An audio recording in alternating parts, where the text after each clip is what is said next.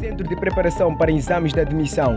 O nosso compromisso é garantir uma preparação de qualidade. Para você que ainda está a acompanhar a resolução, muito obrigado por acompanhar. E também quero pedir que coloque um like, não é? Partilha o vídeo para os demais colegas. Comenta aí para qualquer questão, para qualquer dúvida. Nós teremos todo o gosto em poder responder a sua pergunta. Não se esqueça, coloca um like aí, rapidamente. Ok, dando continuidade, eu dizer que as pteridófitas, gimnospermicas e angiospermicas são plantas que apresentam vasos condutores, daí que são chamados de plantas vasculares. Entretanto, você sabe que os vasos condutores é xilema e floema. O xilema tem como função conduzir a seiva bruta. A seiva bruta é a água e os sais minerais. A fonte de água e sais minerais para a planta é no solo.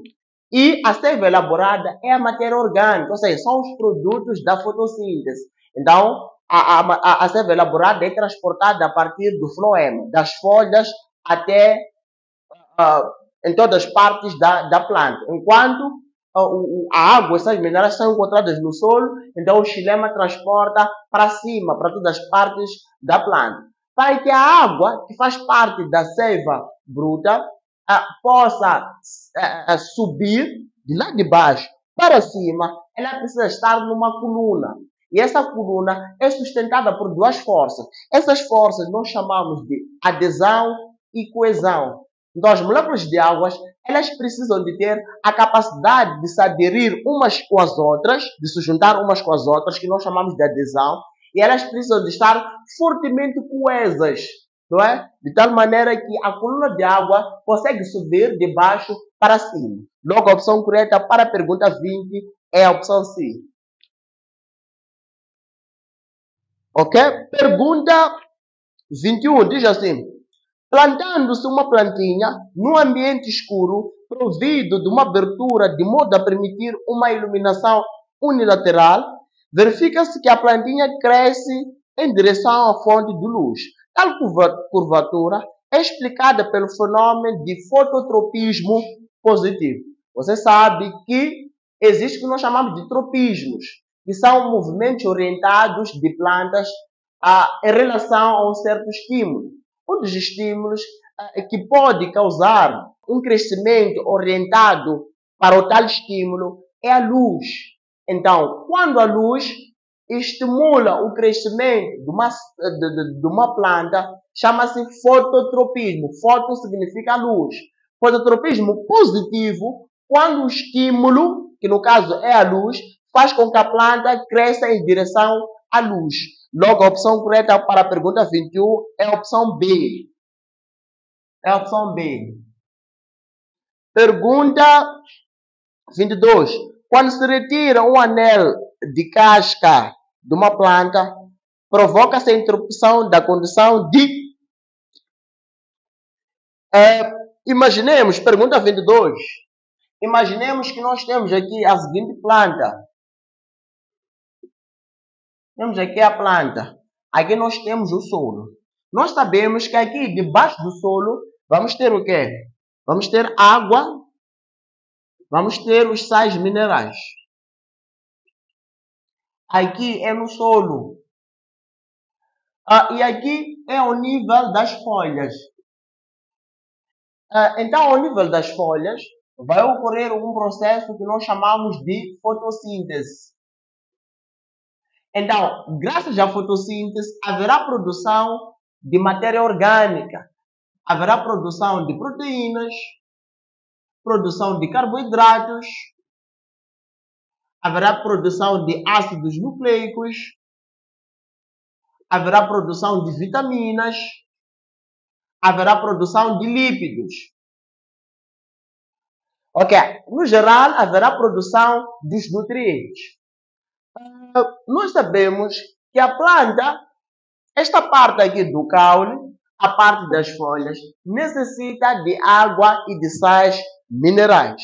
Então, o tecido que é responsável por transportar água e sais minerais, atenção, Águas sais minerais nós chamamos de seiva bruta.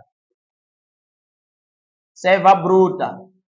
E os produtos da fotossíntese, que é a matéria orgânica, no caso proteínas, carboidratos, ácidos nucleicos, lípidos e vitaminas, nós chamamos de seiva elaborada. Chama-se seiva elaborada. Então, a seiva bruta, ela será transportada por um tecido que nós chamamos de xilema. E a seiva elaborada será transportada por um tecido que nós chamamos de floema. O transporte de seiva bruta a partir do xilema é a partir do meio. É ao nível da parte central da planta. Então aqui haverá transporte de água, sais minerais. No meio. E o transporte da seiva elaborada é ao nível das laterais. Então, nesta parte aqui externa de uma planta, é esta parte onde vai ocorrer o transporte da seiva elaborada. Aqui haverá o transporte da seiva elaborada. Então, você precisa saber o seguinte. O transporte da seiva bruta é a partir do meio. O transporte da seiva elaborada é externamente. Então, aqui nesta pergunta diz assim. Quando se retira um anel de casca do caule, imaginemos que vamos tirar um anel aqui de casca do caule. Já tiramos de uma planta, provoca-se a interrupção da condução de seiva elaborada até a raiz. Porque nós sabemos que a seiva elaborada é produzida durante o processo da fotossíntese, lá em cima, lá nas folhas. Então, essa seiva elaborada deverá ser transportada a partir da parte externa da planta, que é ao nível das extremidades do caule. Então, quando eu corto um anel do caule, geralmente o que vai acontecer é que haverá interrupção da condução da seiva elaborada. Logo, a opção correta para essa pergunta é a opção C. Opção C. Pergunta 23. Pergunta 23, nós temos uma pergunta aí. Temos uma imagem ilustrada no lado direito que diz assim. Na figura ilustrada, observa-se o fototropismo do caule e o seu desenvolvimento depende da concentração de AIA e as regiões específicas do caule. Ok, pergunta 23.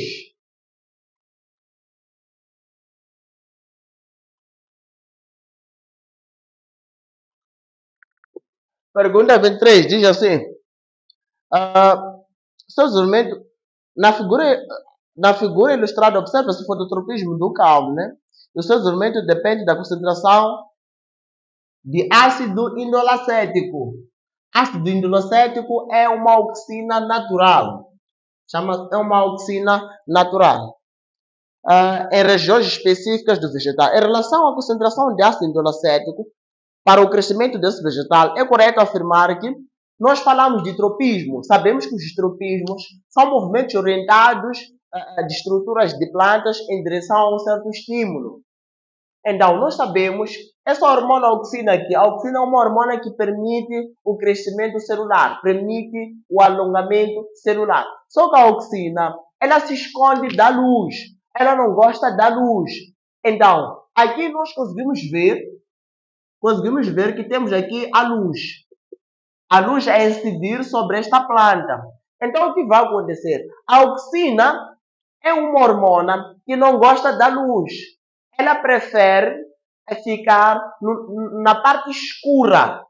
No caso, né? Nós sabemos que a ausência da luz é quando há escuridão. Então, aqui a auxina, quando há incidência de luz sobre uma planta, ela prefere se concentrar no lado oposto. No sentido de não apanhar a luz, porque ela não gosta da luz. Então, essa hormona auxina aqui vai se concentrar no lado 1, em relação ao lado 2, porque ela não gosta da luz. É daí que Essa concentração de auxina que vai aumentar no lado 1 vai fazer com que haja um desvio, um deslocamento em direção à luz da planta.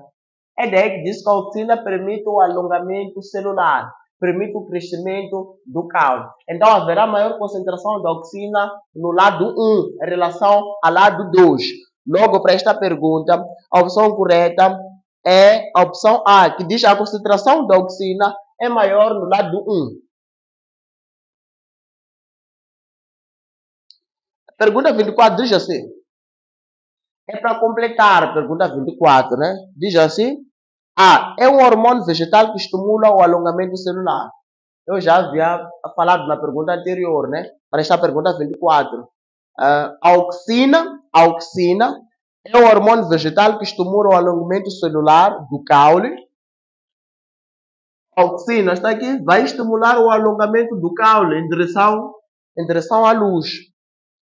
E da raiz e atua no fototropismo, ou seja, a luz é foto. Então a planta vai crescer em direção à luz. Chama-se fototropismo, um movimento orientado em direção à luz. E no geotropismo e no desenvolvimento de também. A auxina é responsável também pelo desenvolvimento das frutas, na maturação de frutos. Logo, a opção correta para esta pergunta é a opção B. Pergunta 24, a opção correta é B. 25 diz assim, a glicose é a fonte de energia para a maioria das células.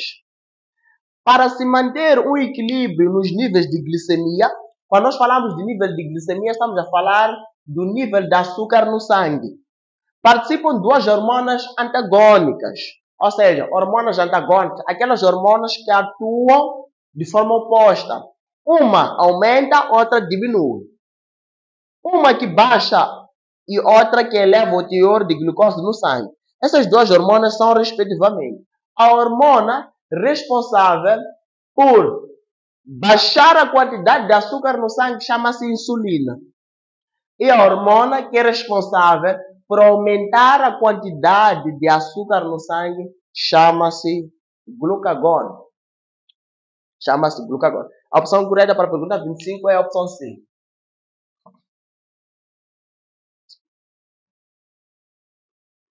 26 diz assim, a região do trato intestinal responsável pela absorção dos nutrientes no homem é a região do sistema digestivo que é responsável pela absorção dos nutrientes, chama-se intestino delgado, você sabe. Então, na segunda porção, ou seja, na segunda parte do intestino delgado, que nós chamamos de, chama-se jejum e ilho, não é? Jejum e ilho, é aí mesmo onde ocorre a absorção dos nutrientes. Então, a opção correta para a pergunta 26 é a opção B. Pergunta 27 diz assim, qual é o tipo de respiração animal representado na figura? Então, aí nesta figura, nós temos aí, um inseto, né? Temos um inseto. Precisamos de saber como ocorre a respiração nesses animais. Então, aqui eu trago as principais estruturas que são responsáveis pela respiração no reino animal. Trago aqui um quadro comparativo. Então, aqui nós vamos escrever aqui quadro comparativo na respiração. Este quadro vai te ajudar a memorizar as principais estruturas para cada grupo de animais. Ok, vamos ter aqui quadro comparativo. Quadro comparativo de estruturas de respiração.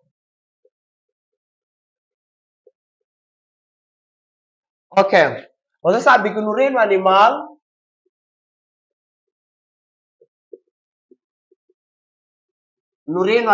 você tem 9 filos. Então vamos ter aqui os filos. Filo porífero, Vamos ter o filo quinidária ou selenterado. Vamos ter o filo platelmintes. Vamos ter o filo nematelmintes ou nemátodo.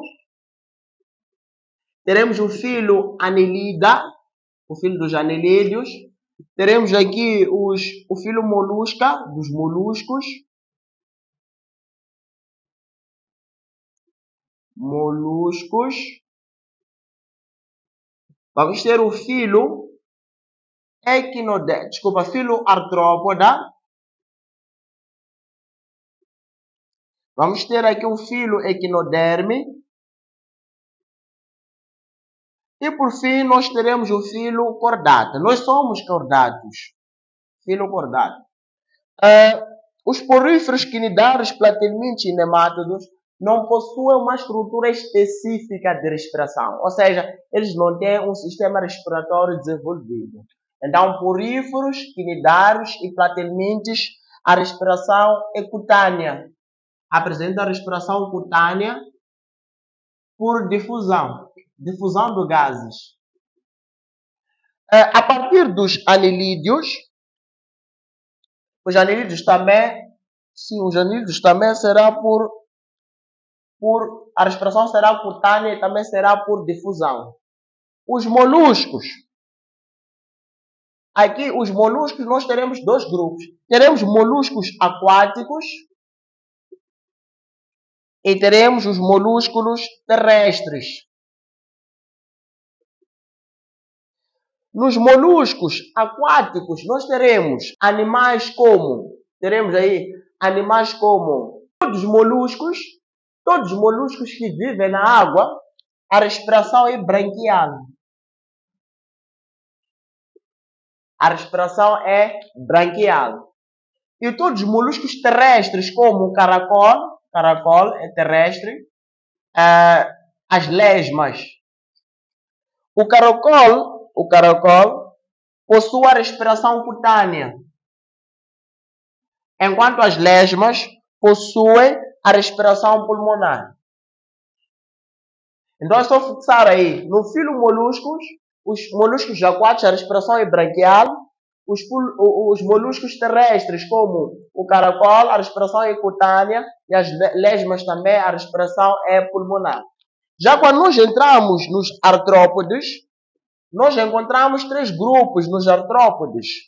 Nós vamos encontrar aqui o grupo dos insetos, a classe insecta, teremos a classe de crustáceos e teremos aqui os aracnídeos. Os insetos têm a respiração traqueal. Traqueal, não é? Então já temos resposta para essa pergunta, né? A respiração é traqueal, por isso que é um inseto. Os crustáceos vão ter a respiração branquial. Quando nós falamos de crustáceos, estamos a falar de caranguejo, de camarão. Os aracnídeos, nós teremos as aranhas e teremos o escorpião. Os aracnídeos, a respiração é filotraqueal. Filotraqueal. No caso dos equinodermes, os equinodermes vivem na água, a respiração basicamente é branquial. Já quando nós falamos dos cordatos, do filo cordata, nós teremos o quê? Teremos os peixes, teremos os anfíbios, teremos os répteis, teremos as aves e teremos os mamíferos. No caso, nós somos mamíferos. Os peixes possuem respiração branquial. Os anfíbios, a respiração é cutânea. A respiração é cutânea. No caso dos anfíbios, respiração cutânea é para os anfíbios adultos. E respiração branquial é para os girinos. Então aqui, os anfíbios adultos, o sapo no caso, ou a rã, tem respiração cutânea. Os girinos que é a fase larval do sapo irá ter respiração branquial. Os répteis répteis, aves e mamíferos, a respiração é pulmonar. Então aqui nós temos o quadro comparativo quanto às estruturas de respiração nos principais filos do reino animal. Pode aproveitar e fazer um shot para poder escrever muito bem, para desenhar um mapa mental para não esquecer no dia do exame. Ok? A opção correta para a pergunta 27 é a opção A.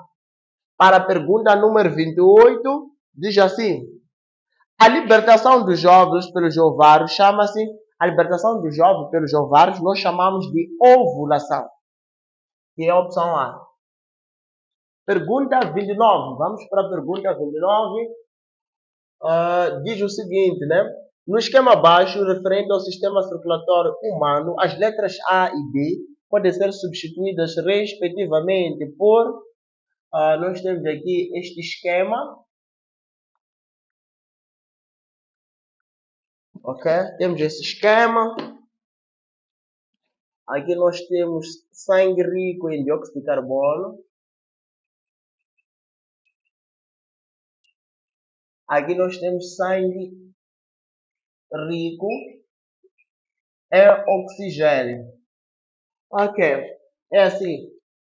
Nós sabemos que no sistema circulatório humano, o sangue passa 2 vezes pelo coração numa única volta.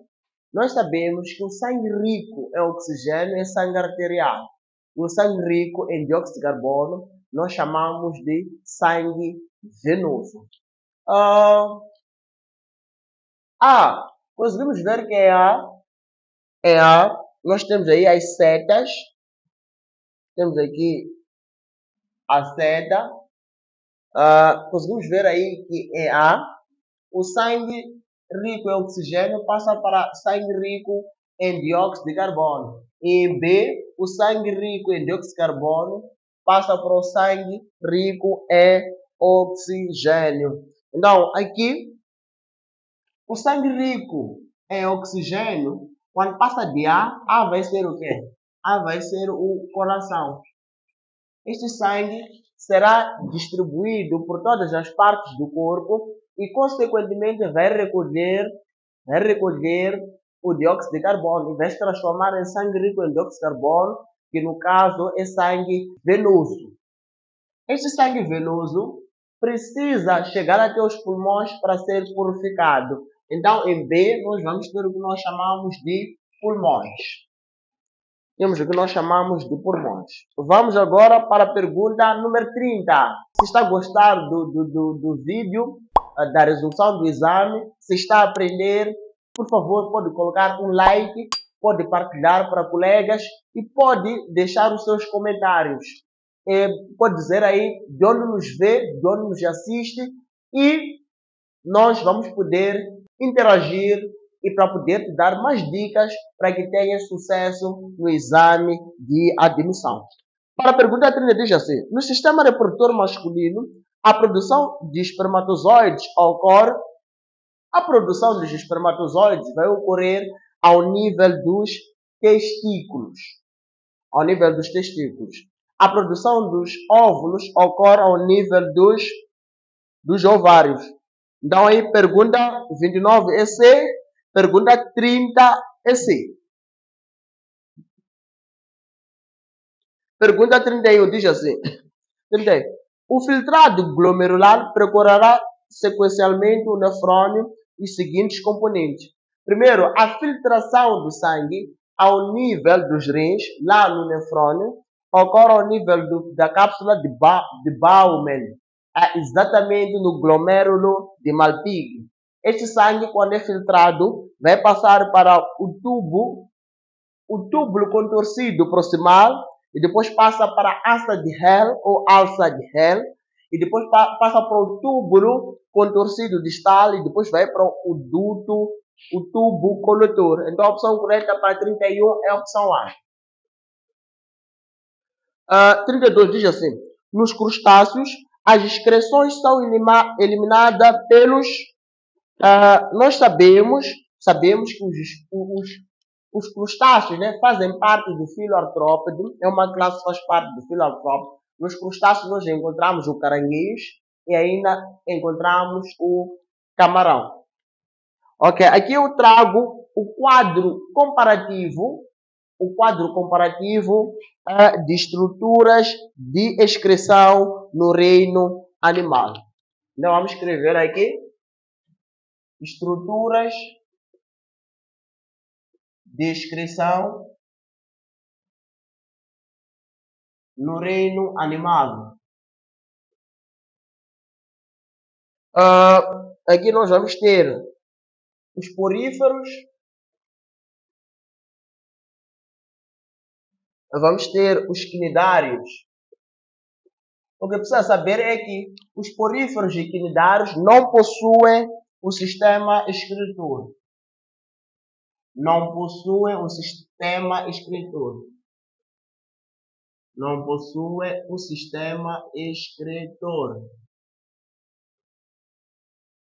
Então, a excreção ocorre a partir da difusão. Pergunta 3, número 3, 4 e 5. 3, vamos ter aqui os platelmintes. 4, vamos ter os nematelmintes. 5, vamos ter os anelídeos. Os platelmintes possuem como estrutura de excreção as células-flama. Célula-flama.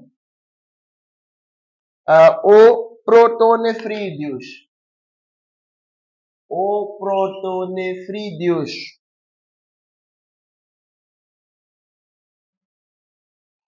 Os nematelmintes possuem como estrutura de excreção, no caso,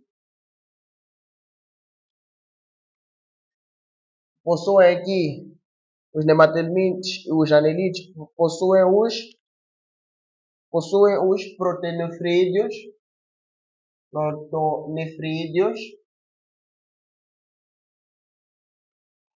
Mas também podem possuir os nefrídeos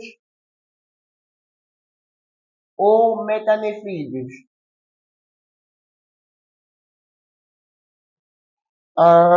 6. Os moluscos possuem como estrutura de excreção os nefrídeos. Nefrídeos ou metanefrídeos.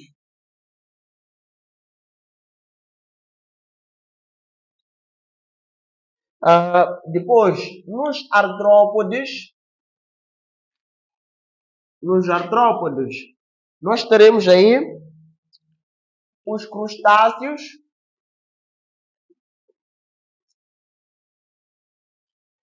teremos os insetos e teremos os aracnídeos. Os crustáceos possuem como estrutura de excreção a glândula antenal ou glândula verde. Glândula antenal ou verde. Enquanto os insetos possuem os túbulos de Malpighi como estruturas de excreção. E os aracnídeos possuem a glândula coxal. Glândula coxal. Possui a glândula coxal. Depois teremos aqui os vertebrados. Os vertebrados, que são formados por peixes, anfíbios, répteis. Teremos ainda as aves, os mamíferos, são constituídos por nefrônios. Então aí para esta pergunta que diz, nos crustáceos as excreções são eliminadas nos crustáceos a excreção é eliminada pela glândula antenal ou glândula verde. Logo a opção correta aí para essa pergunta é a opção C. É a opção C. Pergunta 33. Ok? Nesta pergunta, número 32, a opção correta é a opção C. Pergunta 33 diz assim: a ectoderme é um folheto embrionário que origina. Você estudou os folhetos germinativos ou os folhetos embrionários. Nós sabemos que os folhetos germinativos ou embrionários são aqueles que são formados durante o desenvolvimento embrionário. Eles têm como objetivo formar os diferentes tecidos e sistemas do nosso corpo, até órgãos.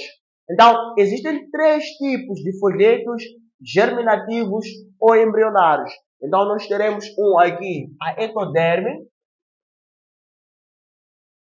Teremos aqui a ectoderme. Teremos aqui a endoderme. Endoderme. E teremos a mesoderme. Você precisa fixar o seguinte, que a ectoderme tem como funções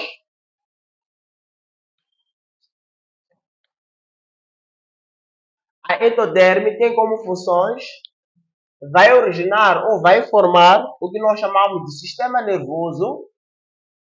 Origina o sistema nervoso, no caso a ectoderme, vai originar a epiderme, no caso estamos a falar de cabelos, unhas, pelos.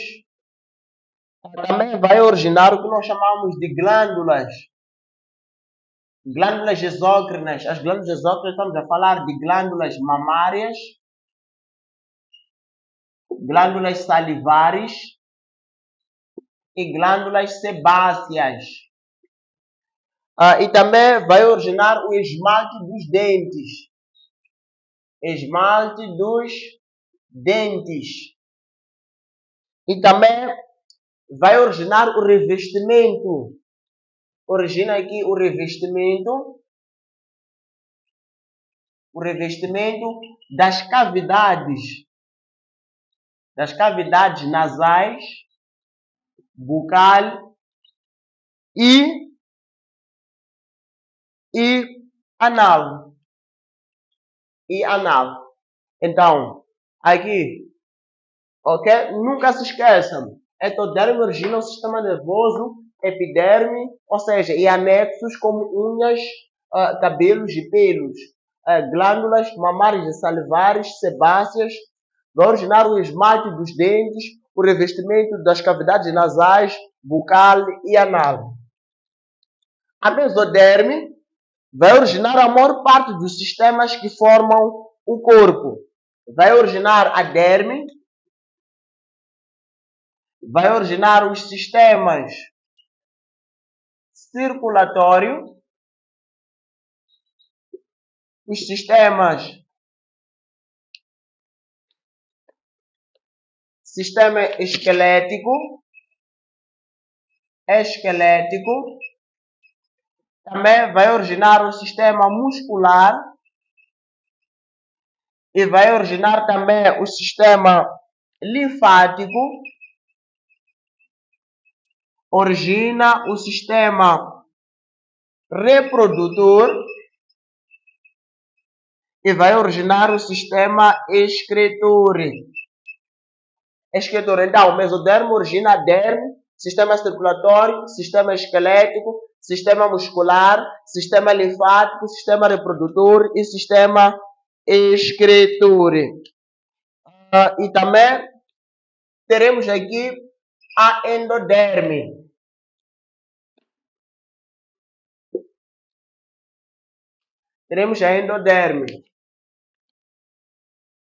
A endoderme vai formar basicamente 2 sistemas. Sistema digestivo,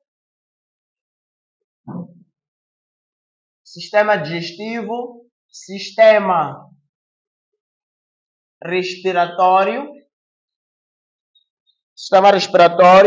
e vai originar ainda as glândulas salivares origina as glândulas salivares, origina o fígado e vai originar o pâncreas. Ok? Então, exatamente, entendemos sistema digestivo, sistema respiratório, glândulas salivares e o fígado. Aqui a opção correta para esta pergunta, número 33, diz o seguinte. A ectoderme é um fileto embrionário que origina, a opção correta é D, origina no caso a epiderme e o sistema nervoso. Ok, vamos para a pergunta número 34. O cerebelo, o cerebelo, o bulbo raquidiano são órgãos do sistema nervoso central. A opção correta para a pergunta 34 é a opção A. Pergunta 35 diz assim. As substâncias nitrogenadas excretadas pelos animais são denominadas excreções.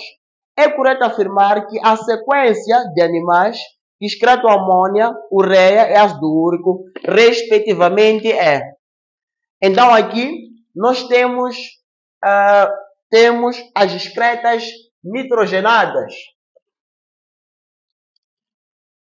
Vamos para as excretas nitrogenadas. Existem 3 excretas nitrogenadas. Excretas nitrogenadas. Existe o que nós chamamos de amônia. Os seres que excretam amônia são chamados de amoniotélicos. Existe o que nós chamamos de ureia. Os seres que excretam ureia, como por exemplo você, são chamados de uriotélicos. E depois teremos os seres que excretam o ácido úrico.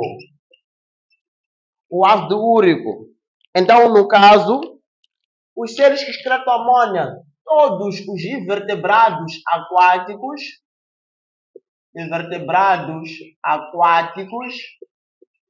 todos os animais que vivem na água e não são vertebrados. Recordando que os vertebrados são peixes, anfíbios, répteis, aves e mamíferos. Os restantes que vivem na água são invertebrados aquáticos. E depois temos os peixes ósseos. Os peixes ósseos, como o carapau que você come aí na tua casa, que são chamados de osteítes. São chamados de osteítes. E os girinos. Os girinos, que são anfíbios. Anfíbios larvais. Excretam amônia. Os seres que excretam a ureia, nós teremos aqui os peixes cartilaginosos. Peixes cartilaginosos, que são chamados de condrites.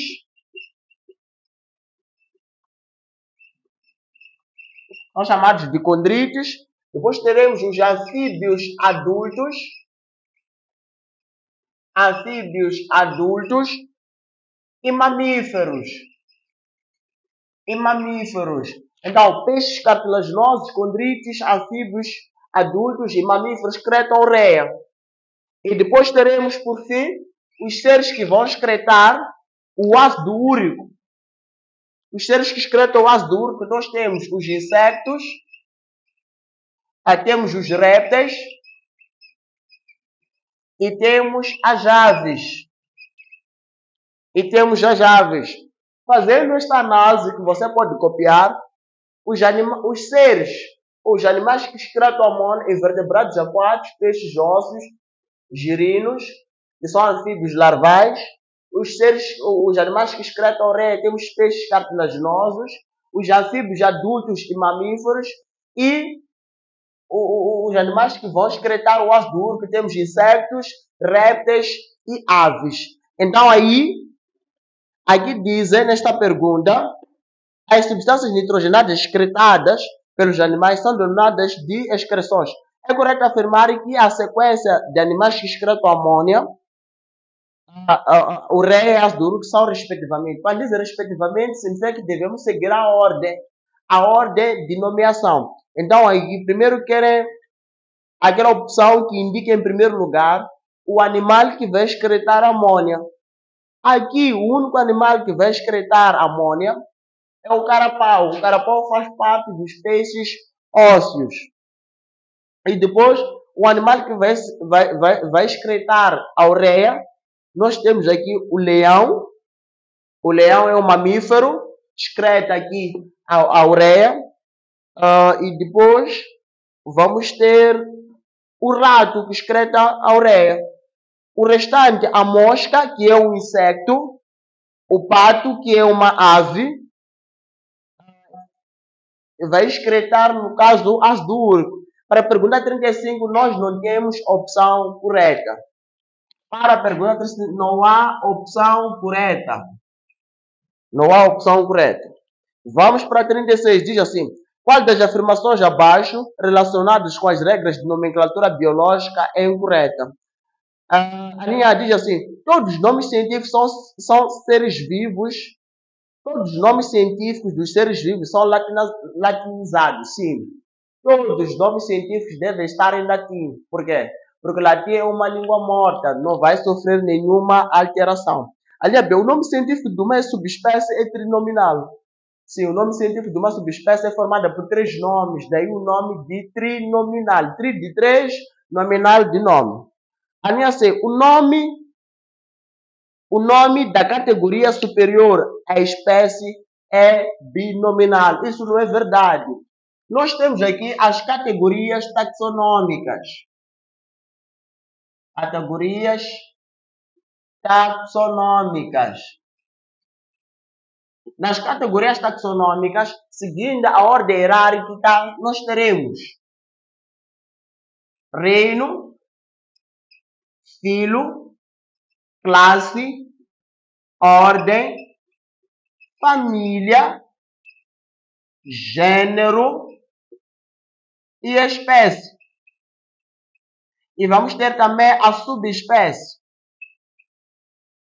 Você precisa saber o seguinte: que de reino até gênero é um único nome, é uninominal.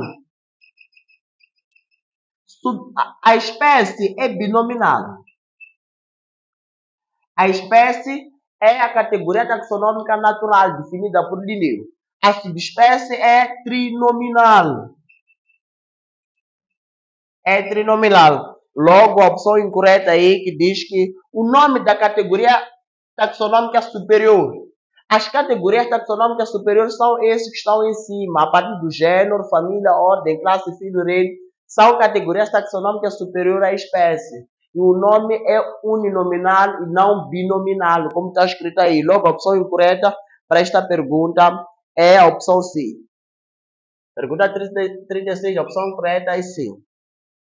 E depois vamos para a pergunta 37. Diz assim: a malária em Moçambique é uma doença responsável pela mortalidade em quase todas as faixas etárias do homem. O parasita causador desta doença é cientificamente conhecido como Plasmodium falciparum. O parasita desenvolve a fase assexuada no homem. O parasita vai desenvolver a fase assexuada no homem. O homem, no caso aqui, é o hospedeiro intermediário. O mosquito é o hospedeiro definitivo. Então, aí, para a pergunta 37, temos 2 opções, né? As opções corretas é A e D. A e D. Porque o homem é o hospedeiro intermediário. Então, temos homem na linha A e D, hospedeiro intermediário. A fase sexuada vai ocorrer no mosquito. Depois, 38. A sequência hierárquica das categorias taxonômicas é... Quando nós falamos de sequência hierárquica, estamos a dizer que podemos partir de ordem crescente para ordem decrescente, né? Então, vai começar de filo, classe, ordem, família, gênero e espécie. Logo, a opção correta para a pergunta 38 é a opção C. Pergunta 39 diz assim: capim, musgos pinheiro, feto, bolor podem ser respectivamente enquadrados nos seguintes grupos. O capim faz parte de angiospermicas e faz parte do grupo de plantas monocotiledôneas. E o musgo faz parte das briófitas, o pinheiro faz parte das gimnospermicas, o feto faz parte das pteridófitas, o bolor preto do pão, que você encontra quando o pão está a apodrecer ou o bolo está a apodrecer, é encontrado ao nível dos fungos. Logo, para a pergunta 39, a opção correta é B. 40. O estágio esporófito do ciclo de vida das angiospermicas é onde ocorre a alternância de gerações. Por isso, pergunta 40, a opção correta é a opção A. 41. Raízes, caules, flores, frutos e sementes estão presentes apenas nas angiospermicas. É assim, nas plantas, as briófitas não possuem nem raízes, nem caules, nem flores, nem frutos, nem sementes, não possuem nada. E as pteridófitas vão possuir raízes, caules e flores, mas não possuem sementes, nem flores, nem frutos, né? No caso, as pteridófitas aí possuem raízes, caules e folhas só. E depois, as gimnospermicas possuem raízes, caules, folhas e sementes. Não possuem flores nem frutos. As angiospermicas são o único grupo de plantas que vão apresentar raízes, caules, folhas, frutos, sementes e flores. Então, a opção correta para 41 é a opção A. Pergunta 42 diz assim: são organismos que apresentam dependência de água para a fecundação. A dependência de água para a fecundação, para a reprodução, nós encontramos nas briófitas e pteridófitas. Então, briófitas e pteridófitas são plantas que dependem da água para ocorrer a sua reprodução. Então, para a pergunta 42, a opção correta é a opção D. Pergunta 43. Diz assim: escolha a alternativa que melhor define os fósseis. A opção correta para esta pergunta é a opção C, que diz o seguinte: fósseis são restos ou vestígios de organismos que relatam a história de vida na Terra. Pergunta 44 diz assim: pela teoria de Oparin, os primeiros seres vivos que surgiram na Terra teriam sido. A teoria de Oparin e Haldane, esses cientistas, eles propuseram a ideia de que os primeiros seres vivos que surgiram aqui na Terra eram seres heterotróficos, seres que não tinham a capacidade de produzir o seu próprio alimento. E na Terra primitiva, que surgiu esses primeiros seres vivos, não existia oxigênio. Logo, os seres que viviam naquela altura viviam em um ambiente sem oxigênio. Então, realizavam um processo de respiração que ocorre na ausência de oxigênio, que nós chamamos de processo anaeróbio. Então, a opção correta para a pergunta 44 é a opção C. 44, a opção correta é C. Pergunta 45 diz assim: a maior sobrevivência dos indivíduos mais bem adaptados a um determinado ambiente, em competição com os outros menos adaptados, é explicado pelo fator evolutivo referente ao que nós chamamos de seleção natural, de Charles Darwin, né? Que diz: na natureza só sobrevivem os indivíduos mais adaptados a um certo clima, a um certo ambiente, em relação àqueles que não são adaptados. A opção correta para a pergunta 45 é a opção D. 46. Ao observarmos o voo de uma ave e o voo de um inseto, nós sabemos que as aves conseguem voar, assim como os insetos também conseguem voar. Podemos deduzir que as asas de cada um são utilizadas para o mesmo objetivo, que é o voo, né? Que é o deslocamento de um ponto para o outro. Depois, entretanto, a origem embrionária das asas e das aves e dos insetos é diferente, sim? Essas características constituem exemplos de quando dois seres de espécies diferentes conseguem realizar uma mesma função ou possuem a mesma capacidade de executar uma função, mas que essa função ocorreu, não foi desenvolvida da mesma forma embrionária, disso que ocorreu o que nós chamamos de convergência evolutiva, que está indicada na linha A. 47 diz assim: as alterações ambientais têm como consequência a perda de nutrientes no solo, como por exemplo as práticas de cultivos. Esta perda é reduzida com o plantio de leguminosas que auxiliam na fixação de nitrogênio no solo. Que tipo de interação entre as espécies envolvidas nesta relação? Aí nós temos as plantas leguminosas que auxiliam na fixação de nitrogênio no solo, interagindo com as bactérias fixadoras de nitrogênios. Então aí o tipo de interação ecológica que nós vamos ter aí é o que nós chamamos de mutualismo. Isto é indicado pela linha A. Se está a gostar da resolução, não se esqueça de subscrever-se no nosso canal Exames de Admissão Moçambique CPE. Não se esqueça de seguir as nossas páginas CPE Projeto de Medicina, o nosso Instagram, que é Exame de Admissão MOSE.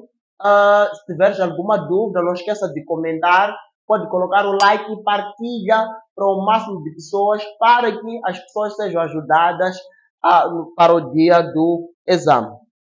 48. Há espécies de insetos cujos machos e as fêmeas vivem no mesmo esconderijo. Porém, na hora de se alimentar, a fêmea busca o sangue de outros animais, que no caso é você, o homem, não é? E depois, enquanto que o macho se alimenta de seiva das plantas. Nessas circunstâncias, podemos afirmar que é assim, na verdade, nós somos picados por mosquitos, mosquitos que são fêmeas, mosquitos que têm um sexo feminino. Por quê? Porque eles precisam de sangue para poder maturar ou amadurecer ou desenvolver os seus óvulos, para permitir a reprodução. É daí que o mosquito procura picar o ser humano para poder sugar o sangue e poder desenvolver os seus óvulos. Entretanto, os machos são diferentes. Os machos se alimentam da seiva bruta, se alimentam da seiva elaborada que existe ao nível das plantas. Então aqui, isso permite concluir que ambos ocupam nichos ecológicos diferentes. Quando nós falamos de nicho ecológico, estamos a falar do que cada ser vivo desempenha no ecossistema. Cada ser vivo no ecossistema tem um papel. E esse papel é muito importante e deve ser executado. Você, no caso, é importante para esta natureza. Assim como o mosquito fêmea, assim como o mosquito macho, é importante para a natureza. Entretanto, porque eles se alimentam de matéria diferente, então eles vão apresentar nichos ecológicos diferentes, mas porém têm o mesmo habitat, porém vivem no mesmo local. Logo, a opção correta para 48 é a opção A. 49 diz assim: as chamadas bactérias fixadoras das raízes de certas leguminosas são úteis à agricultura porque atuam sobre o solo, contribuindo para enriquecer com sais nitrogenados, né? A opção correta para 49 é B. Finalmente, chegamos à última pergunta, que é a pergunta 50, que diz assim: o efeito de estufa, caracterizado pelo aumento da temperatura na Terra, é resultante. Nos dias de hoje, nos dias que correm, nós conseguimos sentir que a temperatura cada vez mais ela tem aumentado. Isso é causado principalmente pelo homem. O homem, na tentativa de sofisticar a sua vida, tem fabricado carros que funcionam na base de combustíveis fósseis. Nós sabemos, quando nós falamos de combustíveis fósseis, estaremos a falar, por exemplo, do gás natural, estaremos a falar do gasóleo que é o diesel, estaremos a falar da gasolina. Esses são os combustíveis fósseis. São substâncias ou matéria-prima que é usada que libertam maior quantidade de poluentes atmosféricos. E esses, quando são queimados, esses combustíveis vão libertar o dióxido de carbono, que vai destruir a camada do ozônio. A camada do ozônio, lembrando que é a camada que nos protege contra os raios ultravioletas. Se o homem continuar a usar os combustíveis fósseis, a temperatura cada vez mais ela vai tender a aumentar. Daí a necessidade do homem procurar novas soluções, que é o uso de combustíveis não poluentes, que são chamados de biocombustíveis, que podem contribuir com a diminuição da temperatura aqui na Terra. Você pode contribuir para um ambiente saudável, para a sobrevivência, para a sua sobrevivência, a sobrevivência das pessoas que te rodeiam e do mundo melhor, plantando as árvores. Quando você planta as árvores, você sabe que as plantas, para poder realizar a fotossíntese, o que eles têm? Eles vão sequestrar o dióxido de carbono que é emitido por esses combustíveis fósseis, na queima dos combustíveis fósseis. Então, quando nós plantamos as árvores, estaremos a contribuir de forma positiva na redução da emissão dos gases poluentes do ar e também estaremos a reduzir a destruição da camada do ozônio e estaremos a contribuir para a redução da temperatura aqui na Terra. Então, é fácil, é só, depois de assistir esse vídeo, plantar uma plantinha, né? Desculpa a redundância. Então, se gostou da resolução, lembrando que para a pergunta 50, a opção correta é A, que diz o efeito estufa é caracterizado pelo aumento da temperatura na Terra, é resultante do aumento da concentração de dióxido de carbono aqui na atmosfera. Se gostou da resolução, coloque o seu like, compartilhe o vídeo para maior número de pessoas. Se tiver alguma dúvida, é só colocar ali nos comentários e vamos poder entrar em contato para poder te ajudar e esclarecer as tuas dúvidas. Continua empenhada, focada na sua preparação e acredite sempre em ti. Pode chegar longe, pode ser admitido para o curso dos seus sonhos. Até a próxima. Estamos localizados no bairro 25 de Junho, Chopal B, na Rua da Mesquita, e no bairro de Intaca, Primeira Rotunda, Maputo. Ligue para o número 84 44 07 421 ou 87 94 07 421. CPE, Centro de Preparação para Exames de Admissão. O nosso compromisso é garantir a sua vaga.